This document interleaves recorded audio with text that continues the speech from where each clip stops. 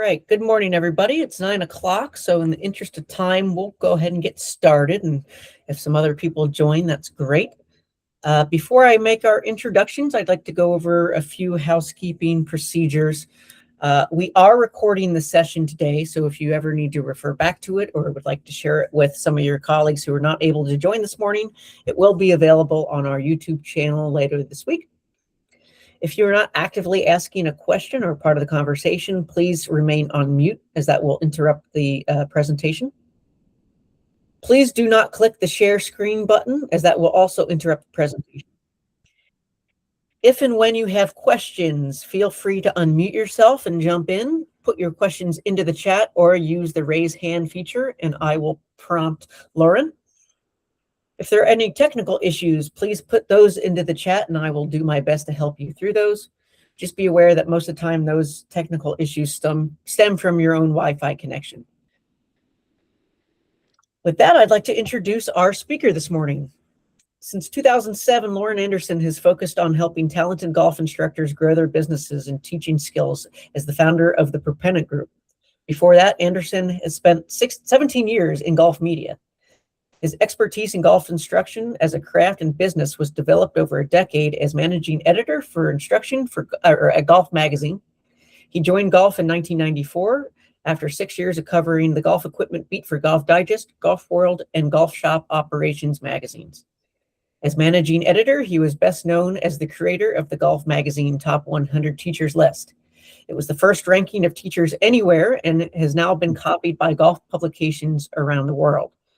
As managing editor, he was charged with coordinating the editorial, public relations, and marketing of all Golf Magazine's instruction-related editorial franchises, including Golf Magazine's Top 100 Teachers, Golf Magazine's Top 25 Schools, and the World Golf Teachers Hall of Fame. He was the magazine's lead golf industry analyst, handling more than 60 television appearances covering golf equipment, golf instruction, and the professional golf tours on CBS, NBC, CNN, ESPN, and Golf Channel. From 2017 to 2020, he took on additional duties as Golf Channel's vice president of instruction and was involved in managing a variety of the company's instruction-related properties before returning full-time to Proponent Group. With that, I'd like to turn it over to Lauren. Lauren, thanks for being with us today. Well, thanks very much for the invitation, and I'm fortunate to get to work with about 10 or 12 coaches in the Philly section. So I know you guys have a great teaching section up there and a great section in general. So thanks for the invitation today. And I'm going to try to spend a little bit of time talking about the business value created by golf instruction. We think, after our research over the past few years, that this is an untapped area at a lot of facilities, and for a lot of management doesn't really understand that this is an opportunity. So we're going to talk about that this morning. This will probably take about 25 minutes or so to walk you through the key stats and information. And I have plenty of time to answer questions. So again, if I don't get to your questions while we're going through the slides, we certainly will have time to talk about whatever you'd like to talk about at the end.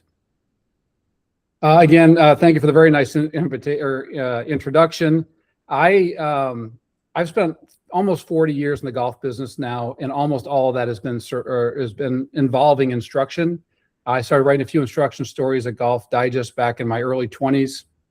I did that for 10 years for Golf Magazine, continued on at Golf Channel, and in the meantime started Proponent Group almost 20 years ago now, where we actually spend most of our time helping coaches, dedicated full-time coaches, with their business issues. A lot of stuff that the PGA and the LPGA are not able to get into, like contract negotiations, deep compensation information, marketing and sales information, things like that.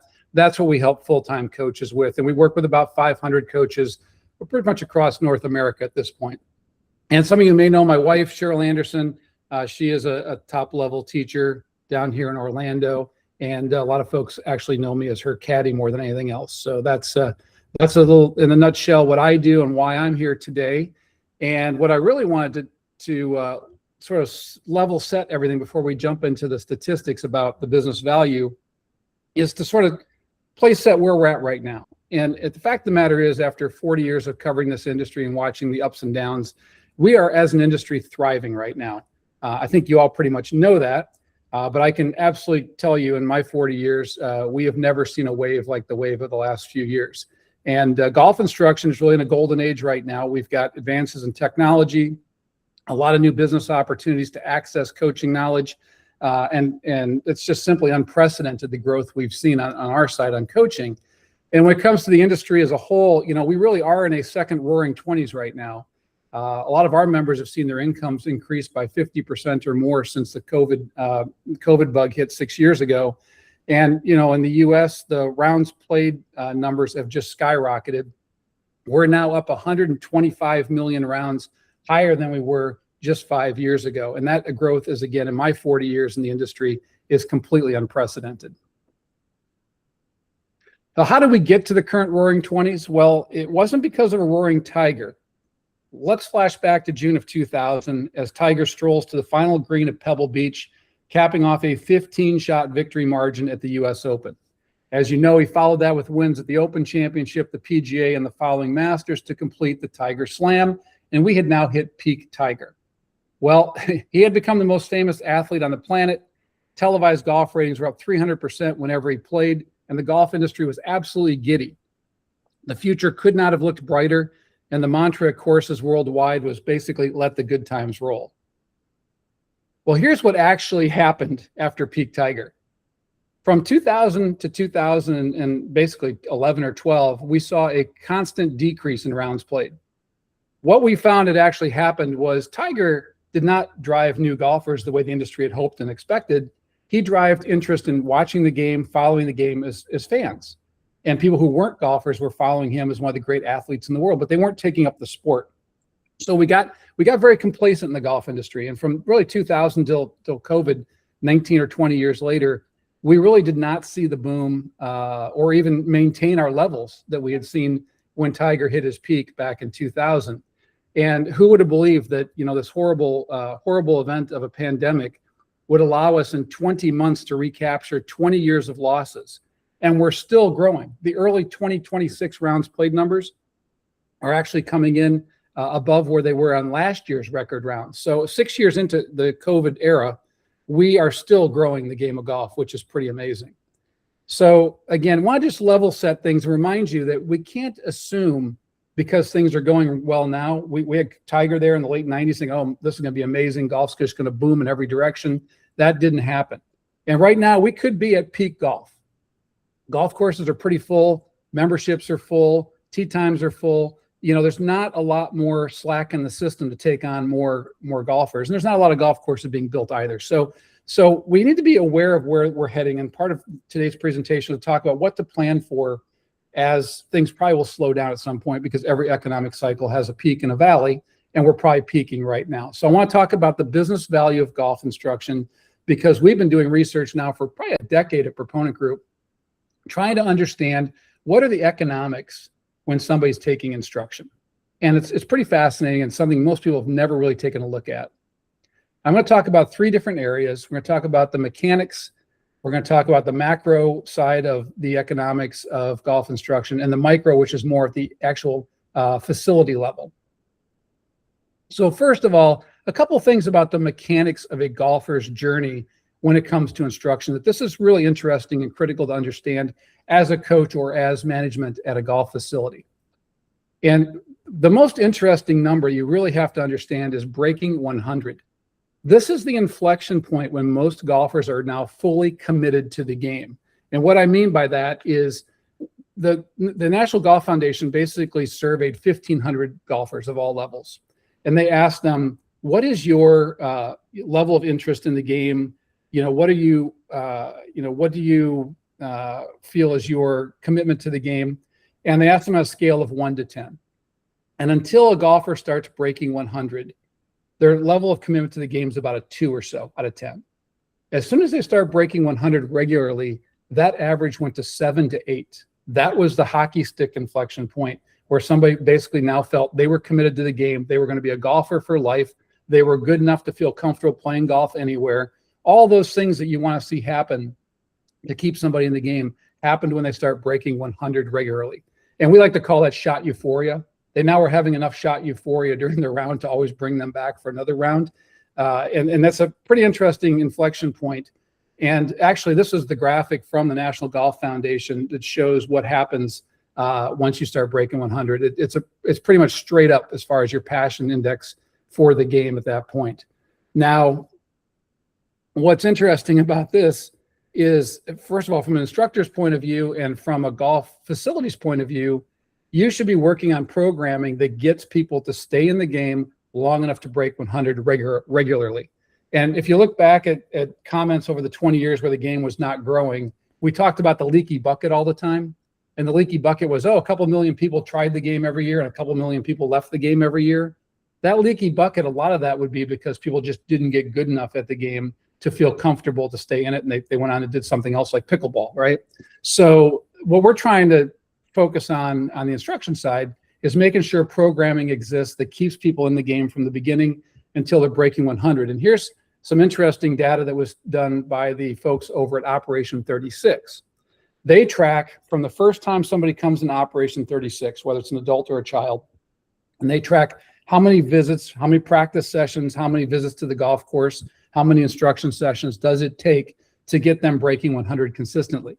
And it's about 55 visits on average.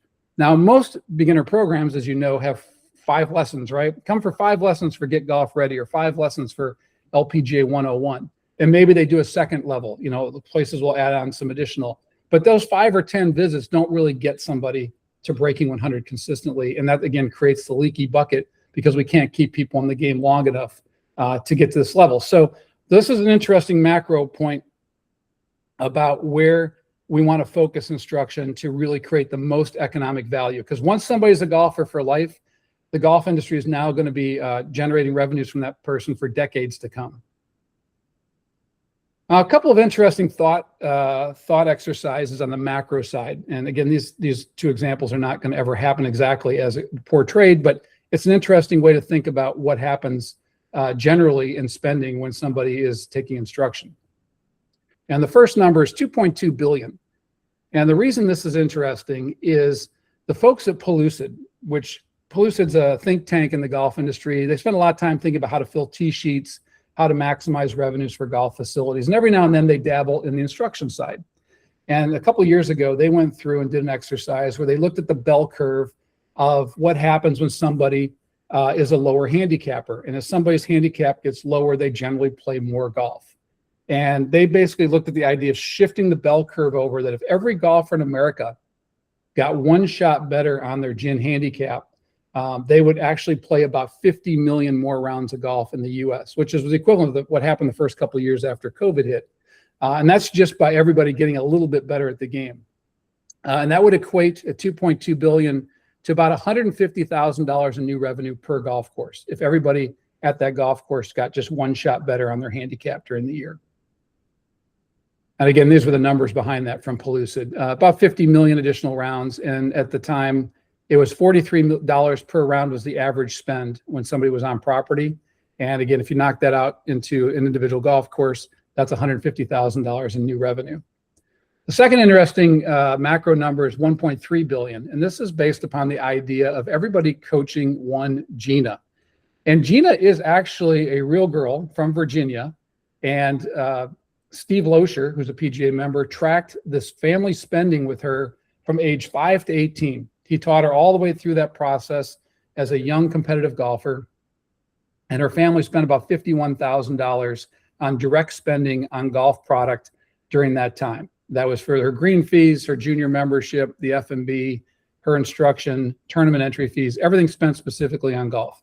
And his point was, if every PGA professional, and there's some life members, so that's not an exact number, but let's say 25,000 golf professionals in America each had 1 Gina that they delivered during their career, that would be about $1.3 billion in additional spending in the golf space. Now, those are some big numbers, and again, they're kind of hard to understand when they're looking at the whole industry. But we're going to talk more about individual facilities now. And this micro view gets really interesting because we do have some pretty good data here. And the first piece of data is something we worked on a few years ago, where we had members who had access to the POS systems go in and actually tag the people at the club who had taken 3 or more touches with the instruction team during the year. That could be 3 clinics, 3 private lessons, whatever it happened to be. And what we found was that those 7 facilities where people were actually able to go in and do this manually, they found that the spending for those taking instruction during the year was 78% higher than those who are not instruction takers. Now, this is not causal. We're not saying that that went up 78% after they started taking instruction. We don't have that data in this survey, but it does tell you your biggest users of the facility and your biggest spenders at the facility are generally the people who are working on their game. Now, we do have some causal information that's kind of interesting. And this is a little bit of background. This was the actual numbers behind that study. And there were some pretty high-end clubs that were involved. So these numbers on the spends are pretty high. But interestingly, very few of our members had access to the POS. It's a hard thing for a lot of folks to be able to go in and tag the individuals who are taking instruction. So we were able to find 7 that were able to help us at the time. Now, after we came out with this, I talked to the folks over at Invited Clubs, which used to be Club Corp, and they have a consultancy called Retail Tribe that works with them. They did some causal studies where they found when somebody in a family, the first child in the family, started taking golf instruction, the member family's spending at the club increased by 72% in the 12 months following that junior starting to take up instruction. So again, this is a causal number. It's very similar to the 78% that we found, which is basically saying what happens after instruction begins. And in this case, it's talking about juniors getting into the game. Now, Eric Eshelman, who will be the president of the PGA shortly, he's a member of Proponent Group, and he called me after our study came out, the 78%, and he said, you know, Lauren, we just tried to do that exact same thing here at Birmingham. And what we did is we looked at the members who had 7 or more touches with the instruction team during the year. And they have 1,200 members. And he said we had about 120 members who had 7 or more touches with the instruction team. So basically people taking series of instruction throughout the year. Those people spent 113% more at the club than those who were not regular instruction takers. And to add on top of that, we actually have another member, Bob Usher, who's down at Gray Oaks in the Naples area. And Bob actually saw our numbers and said, I want to find this out for my club. I want to know exactly what's happening here. So he took a case of wine to his CFO at the club and said, look, here's a case of wine. Show me how to tag these people on the POS. I want to figure this out. So the CFO said, sure, no problem. Happy to do it. And they went through and they tagged everybody at the club. And I think he did 3 or 4 touches. I can't remember exactly what his number was. But for those at his club who were instruction takers, the spending was 146% higher for green fees, guest fees, food and beverage. It was like $9,500 versus $3,800 in incremental spending per member. So we still have had nobody come to us in the year since we put out the 78% saying they ran their numbers and came up with a lower number. So we're pretty comfortable that 78% higher spending is a pretty good starting point, and that could even be low. Now, another interesting number, the PGA did some work with Invited, where they went to Invited clubs and they tracked rounds played for people. And this is causal, which is really pretty solid and very important to know. When people started taking instruction, their rounds played would increase on an average by 20% more in the 12 months after they started taking instruction. So we know they're playing more. We know they're probably spending more time at the club. We know they're spending more because they're actively getting better at the game.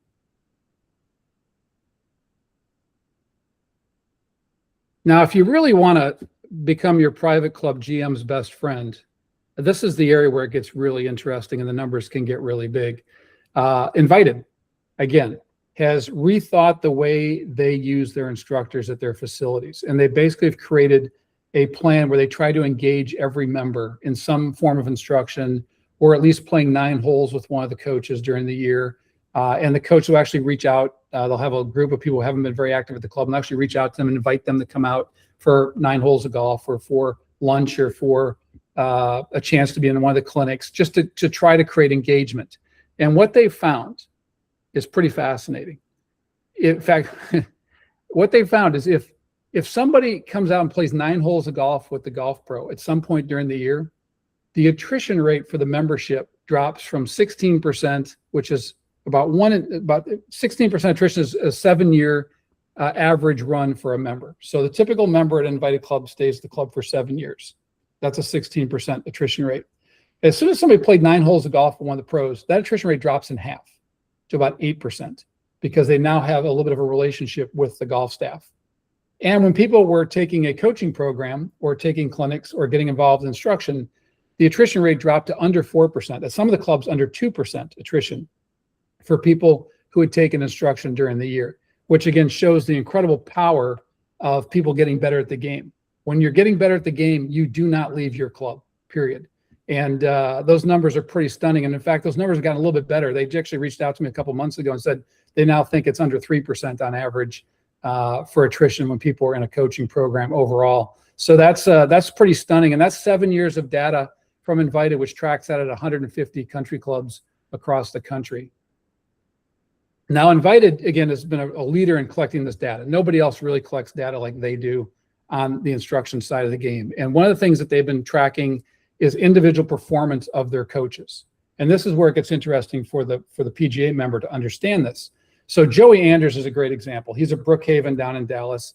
And they have attributed, not from Joey, but from the GM at the club. The GM at the club attributes that Joey generated $704,000 in additional net dollar improvement from lower attrition rates for the people he was teaching, additional spending by those people, and new members that were credited to Joey throughout the year joining the club. There were people that were outsiders who were taking lessons from him. $704,000 in value created by Joey. And that was about $300,000 in membership saved, people who didn't leave the club who probably would have, $146,000 in new initiation fees and dues from new memberships, and $261,000 in saved or new spending at the club. That was how they broke it out on the management side at the club. They also felt that was 2023 numbers. In 2024, he probably had, because of all the people he kept, plus additional value being created as he went forward, he probably generated another $800,000 in ongoing revenue in 2024 because of the changed spending behaviors of his students in 2023. So again, those numbers are pretty amazing, and most management facilities just don't really understand the value that's being generated. Now, again, in Joey's case, they also looked at this as a multiplier, and they basically said, okay, for every dollar spent taking instruction from Joey, what was the value created for the club? And they basically 4x'd it. So if he did $175,000 in revenues, that was basically generating $700,000 in new value for the facility, or in, revenue for the facility. And they actually said internally there are some people that generate 7 or 8x what they generate in actual revenues for coaching in value back to the club. One other interesting number from Invited. This comes from a general manager, again, not from the coaches. A general manager at one of their bigger clubs in South Texas has 54 holes.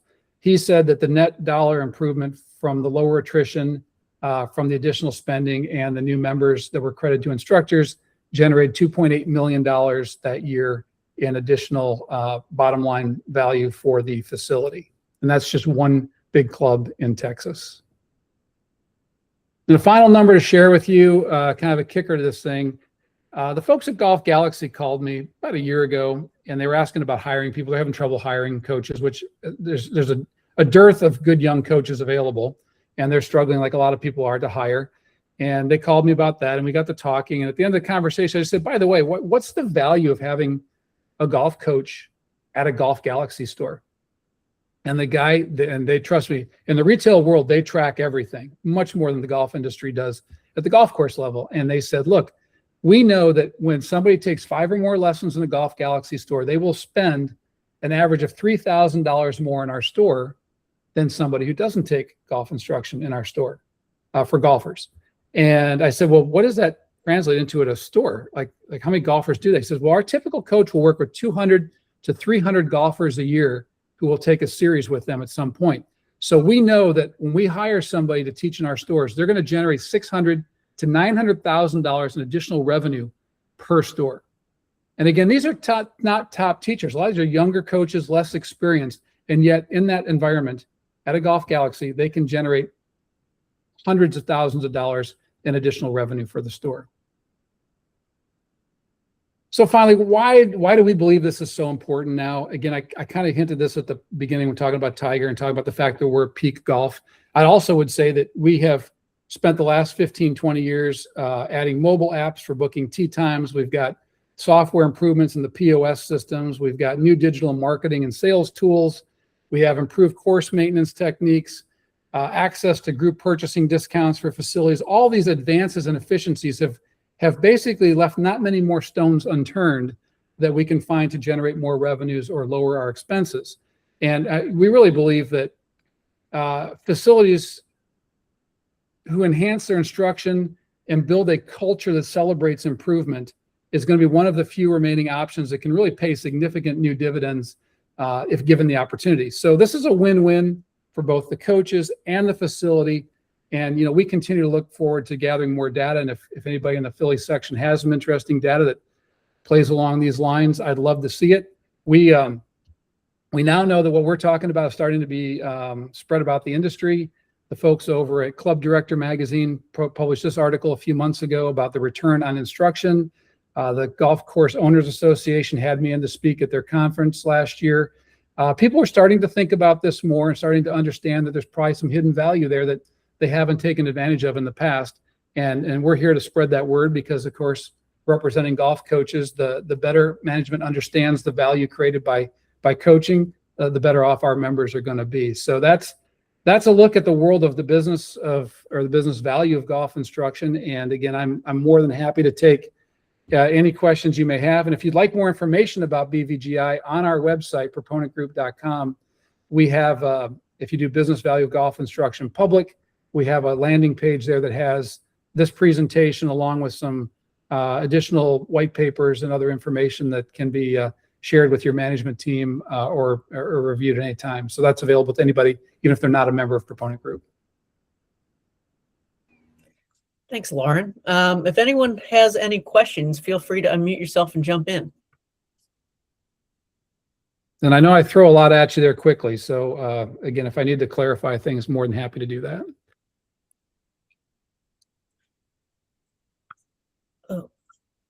This is Joe Messimer up at Stonewall. How are you doing? Hey, John. Thanks for doing this. A lot of eye-opening information here. Thank you. Question I have for you is, I've seen it at some of the superstores out there that have golf instruction in them, that they have a very high turnover rate of instructors. And in speaking to one of the managers at these stores, he says it's because of the amount of salary that they pay them, which is not much.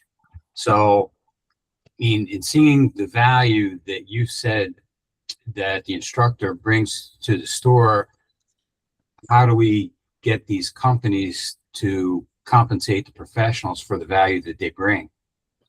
Yeah, I think Golf Galaxy and PGA Tour Superstore and Golf Tech, even at some level, while they do more training at Golf Tech, they're usually hiring younger coaches. And they're usually, for a lot of coaches, it might be their first full-time coaching position. And the facilities leverage that, right? They take advantage of that fact that they know that they're going to be doing a lot of training and that you probably aren't qualified yet to get a director of instruction job at a private club. So they're going to pay a lot less, and they do pay a lot less. And that's part of the leverage of what they create. And of course, that's a retail environment. Retail in general pays horrible, as you probably know.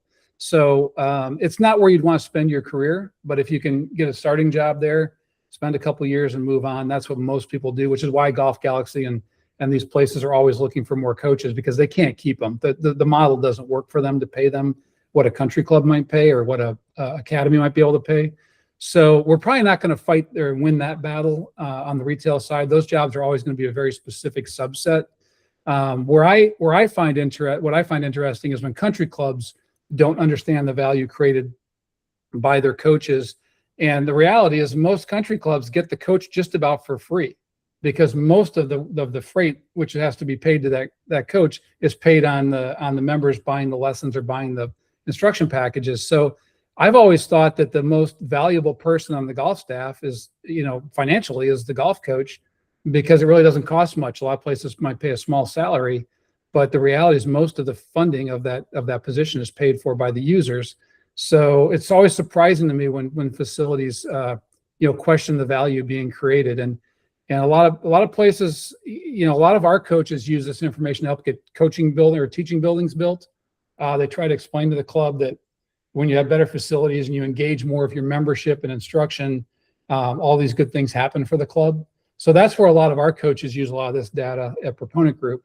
I'm not sure I answered your question fully, but the reality is that on the retail side, those jobs, just the way the retail structure, those places are structured, they're just never going to pay top dollar for coaches. And the problem they have now is they can't even find young coaches to come in, because there's been so much growth in the industry. And that's that's where they are having to start pay a little more than they used to. But again, they're in the retail world, they're always going to pay the bare minimum. And hopefully somebody who takes one of those jobs doesn't have to stay there too long. When you talk about the private sector, how does a private sector coach use your information or possibly use you to come in and negotiate for them? Yeah, so we don't go in and actually do the negotiation, but what we'll do is we'll help a coach understand how to explain the value being created. So for example, my wife taught with Mike Bender down here for many years, and they used to be at a public course called Timaquan. And the new owners came into Timaquan, and they wanted Mike to pay more rent. And Mike had never paid rent because he was driving lots of business to Timaquan. And my wife and Mike and I basically spent a month and pulled up all the numbers and figured out what the typical spends were. And we found that, his members were spending $250,000 a year just on the range and in the grill room. That wasn't even buying memberships or anything. That was $250,000. This is 15 years ago, just in the grill room and just buying range balls.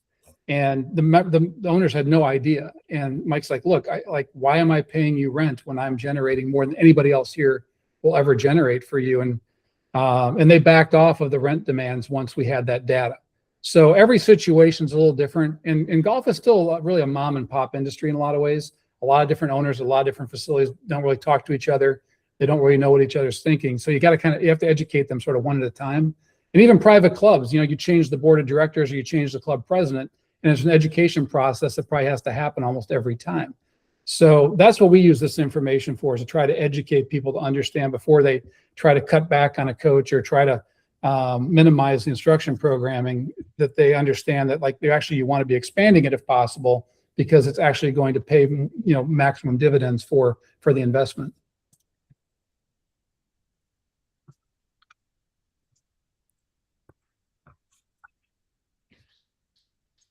Lauren, I have a question about marketing and coaches, how they market. Instagram and YouTube has become very popular, Yep. Both with consumers and teachers. How, in your opinion, how would a traditional PGA professional compete for attention without sacrificing technical integrity with their lessons? Well, I know we do look at this pretty carefully with our coaches. We have about 86% of our coaches are actively on Instagram. That is the most. Facebook's about 70%, and that drops off pretty quickly after those two. It depends on your situation, right? If you're at a private club, some clubs may not even want you doing a lot of social media, but the reality is that there's nothing wrong with putting golf tips or putting swing analysis or whatever on social media, no matter where you work or what you do. I'm not sure you can sell programming directly on social media in some situations, but I can tell you, like in Mike Bender's case, I know his situation very clearly because of Cheryl working there. He had a guy who helped him build his Instagram following to 330,000 followers, which is one of the biggest of any coach we work with. And they were driving hundreds of thousands of dollars in students to come visit Orlando and take golf schools and programming from him and his coaches. So because he's wide open, he doesn't have any restrictions of a club, he built a business around Instagram. And it can be done. It takes time and it takes some dedication, and he had to hire somebody to help him, but it drove significant amounts of revenue for his facility. So it's a great way to advertise and promote your brand. Another thing that's good about Instagram and Facebook for a lot of our coaches is they call me and they say, hey, look, I'd like to make the best in state list, or I'd like to be considered for some of these things. I think it'd be good for my coaching brand. And it is good for your coaching brand when your third parties are saying nice things about you. And a lot of them, they're stuck in a silo, right? You work on the back of your range or at your facility every day, and you're not really around a lot of our coaches every day. And a lot of the coaches who are visible, whether they're on the section education committee or speak at the section teaching summit or have a visibility on Instagram, those are the people that kind of bubble up in those votes and those rankings, because they're visible across a much wider platform than just people finding out about you at your club.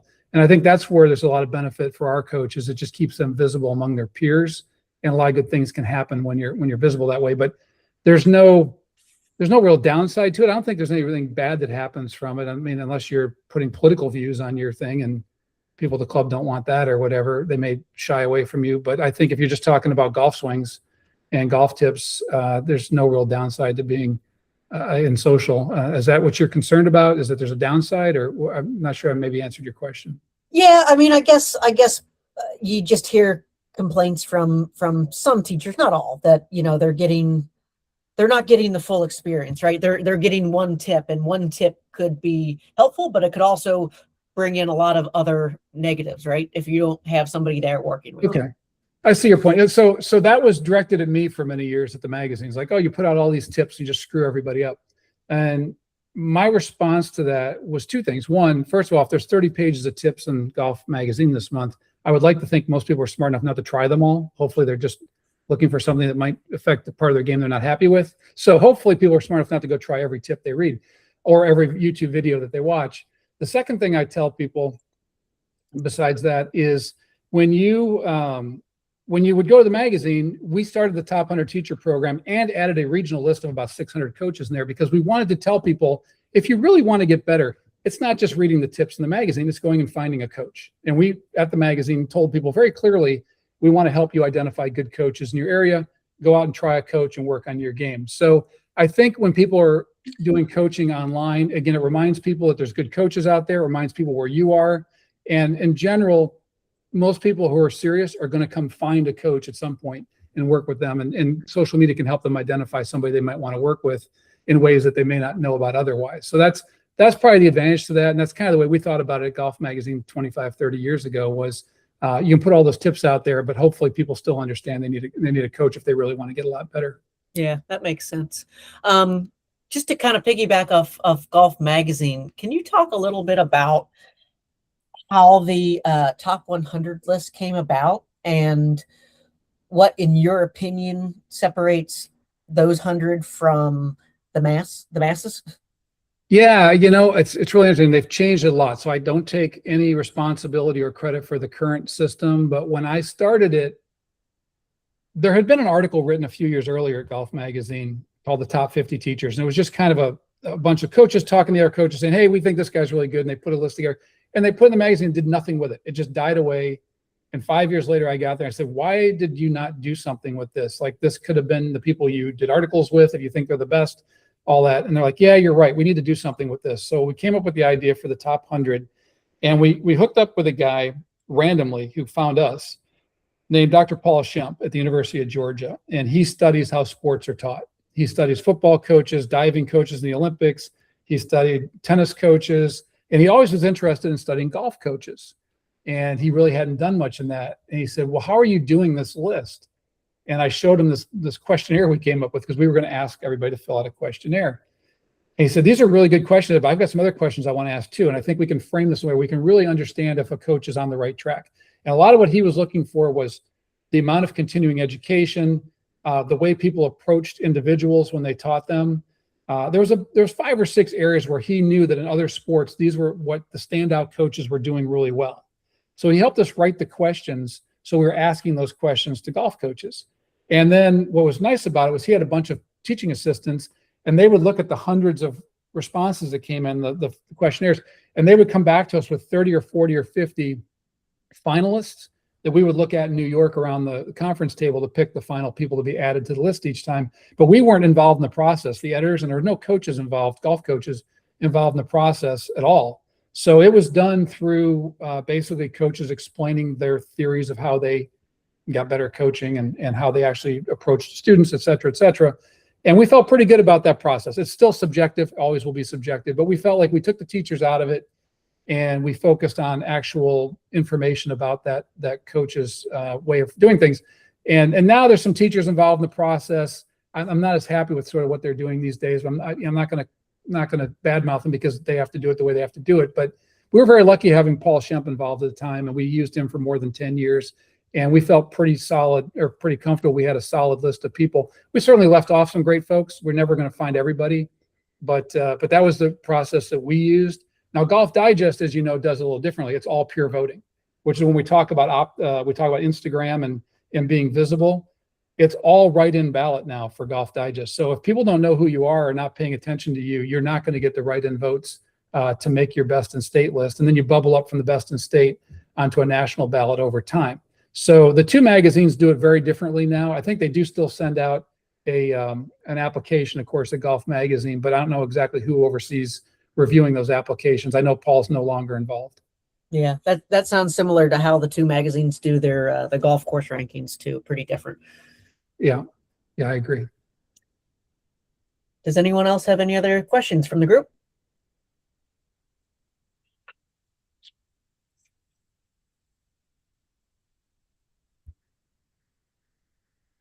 Okay, if there aren't any questions, Lauren, thank you so much for your time today. It was really informative.